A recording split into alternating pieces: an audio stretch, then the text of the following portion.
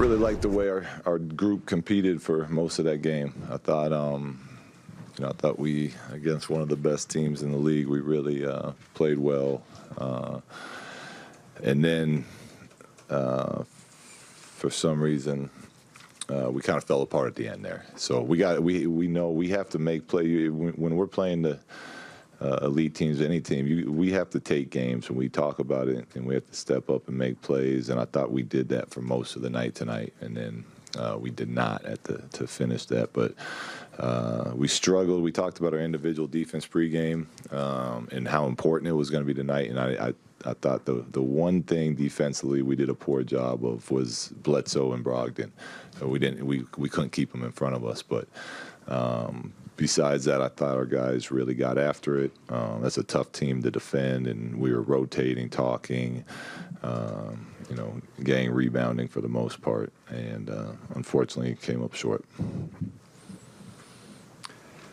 Luke, you had really limited the turnovers I think, finished with 9, but 3 of them came in those final couple minutes. So what did you see on those plays, and just generally, how did you get to that point? Again, I've been very pleased with the way our team's playing, and turnovers have gotten a lot better the last 2 games. And especially down the stretch of a game, we got to take care of the ball, but we'll get better at it. Look, just following up on Mike's question, specifically the one you guys had under their basket where Brogdon got the 3 coming out of timeout. What was the action and what occurred?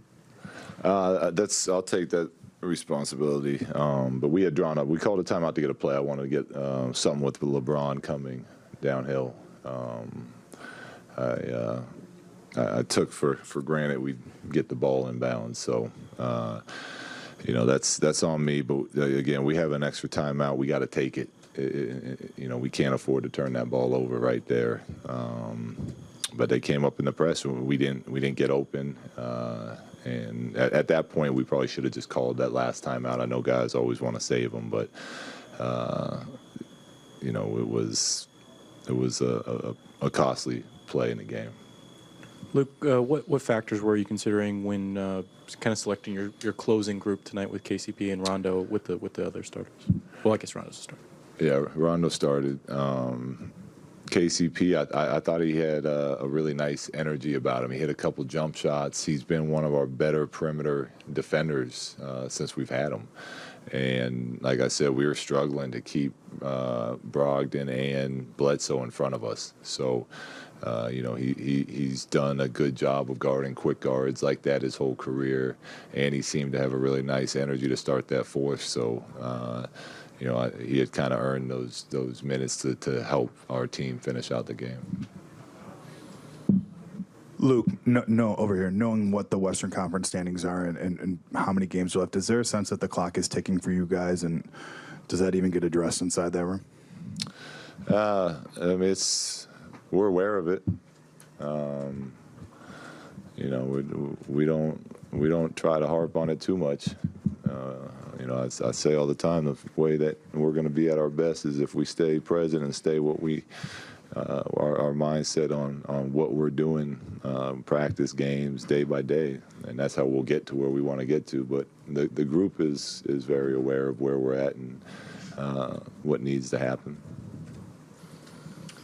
Coach, because obviously the Bucks' best record in the NBA, of course, at this stage of the season, you want to get as many wins as you can, but is there still a lot of things you can take away from this game going into the game tomorrow against Phoenix and pushing forward? Yeah, I told our group I was very, very happy with the way we just competed and got after it for 3.5 quarters. And I said, that's very similar to how we played the New Orleans game last, 2 nights ago as well. If we continue to play like that and continue to get better, continue to take care of the ball, we're going to start winning a lot of games. That's one of the best teams in the league, and we had our chances. But yeah, we take away that this is how we have to come out and play every night. Luke, 3 of your guys had 39 minutes or more tonight. Is that, with 20 games left, do you see that being something that you go to more, leaning on some of those guys for more minutes more regularly? Yeah, we're gonna We're going to shorten down the rotation a little bit, but we're going to keep giving guys, chances out there to see if someone's having a night, and then that'll change from game to game. Hopefully we'll get Zoe back at some point, and he can be another, piece to help us. But we're shortening down the rotation for now. Luke, Rondo had never even come close to attempting that many threes in his career. Was that a conversation you guys had about taking advantage of how they defend him, or just how did he end up taking 12 threes? How they defended him, yeah. We talk whenever I speak with him. If it's the right shot, it's the right shot. Take it. And, whether you're open or not, that doesn't always determine whether it's the right shot. It's whether the pass comes to you in rhythm from penetration, if the ball's moved a little bit. We don't want him just dribbling down and shooting threes every time, even if he's wide open. But I thought most of the ones he took in the first half were good shots. They were swings or kickouts from teammates, and if he doesn't take that, what else are we going to get? The paint. There's 5 guys in the paint, and we feel very confident that he can knock those down. He makes them all the time in practice. He shoots. I don't know what his percentage is at right now, but earlier in the year he was leading our team in 3-point percentage. So, if they're good threes, we want them taking them. Last question. What do you think has clicked for Brandon over the last 7-8 games? He just he works hard every day, and he's going to continue to get better and better and better. It's just to me, he's found a nice comfort zone, which happens to players that are really talented, and just takes time. And I think he's slowly found that he can get to his spots and get his shot off, and not have to rush it, and not have to try to overpower people. So I just think it's part of his natural progress. All right, so there's Luke Walton. Look, the strain that comes on a coach in the NBA level is a lot. I know, because I remember there were many nights I wanted to know if Jeff Van Gundy had slept watching the Knicks back in the 90s.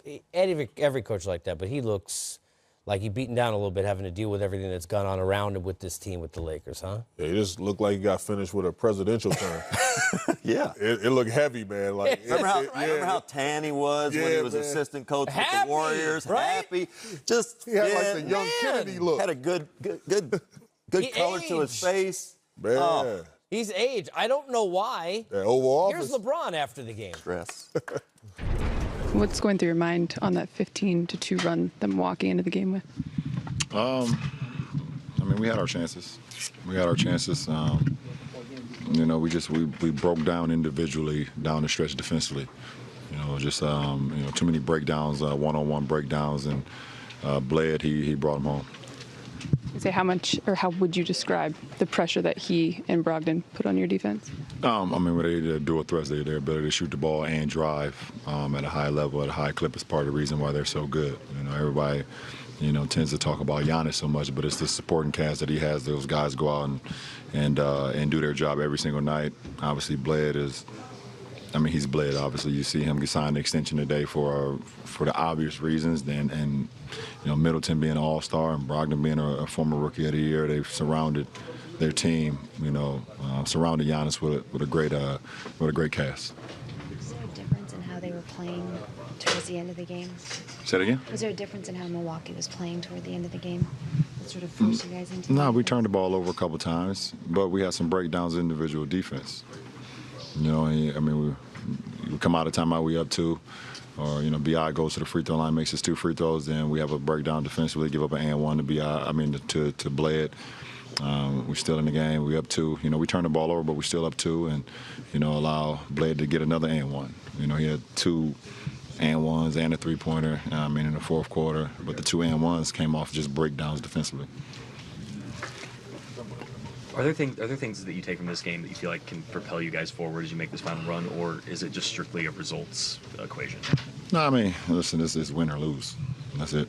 And obviously you want to build, but it's win or lose in that particular moment. So, I'm a guy who lives in the present. So tomorrow we got to be, great tomorrow versus Phoenix. We can't say, okay, we were great, for 3 quarters, 3.5 quarters versus Milwaukee. We can carry that to Phoenix. No, we can't do that. We got to be great against Phoenix and hit the restart button. You mentioned the other day, Brandon being in the zone, you want him to stay there. What's impressed you most about how he's got there and been there? That he stayed in it. And he's found his groove. He's just found his niche. I mean, he can get anywhere on the floor. He can shoot over anybody with his length. He can attack versus anybody. And I mean, he's in a really, really, really, really good zone, and I love everything about it. Luke's tightening the rotation. Obviously, you, Rondo, BI have big minutes tonight. It's the number one team in the league you guys are playing, but do you feel comfortable if these are the kind of minutes that you guys have to play to compete down the stretch? I think every night is going to be somebody else. I mean, depending on how the game is going, coach is going to make what he feels is best for the team to be successful. So it's not just about the guys playing big minutes. I mean, we were out. Lance tonight, we still been out without Zoe, so, guys will have to play a little bit more minutes than they would usually have to, but I think coaching staff and Luke will make the proper, subs throughout the course of the game and see how the game is going. What has your mindset individually been like on defense for the past few games? I don't know. Why? It seems you seem to have a level of intensity defensively. No. Not saying that you haven't before, but just. I don't know. I just, try to do whatever it takes to help our team win, both defensively, offensively, hold myself accountable. Just trying to be in the right positions, in the right places, on both sides of the floor to try to just help us be successful. That's all. Thanks, everyone. All right, so there's LeBron James. The Lakers 3.5 out with 20 games to play. The win to the Bucks, Bledsoe 31, plus 70 mil. It's a pretty good day. Doesn't equal 100, but it's 101. 101. So he'll take it. And by the way, when we get to go through all the highlights, that wasn't the game of the night, not the Lakers. Don't know. Oh, I think I know what the game of the night was. Yeah, it was here in the Trey TL, but it was Zach LaVine and the Bulls who made a difference. We'll also get a chance to talk about Kawhi, the closer for the Raptors. Don't know how long he's going to be in Toronto. Will he be past this year? We know one thing. The claw. He can hit big-time buckets. We've got more Game Time. Highlights are up next. Okay.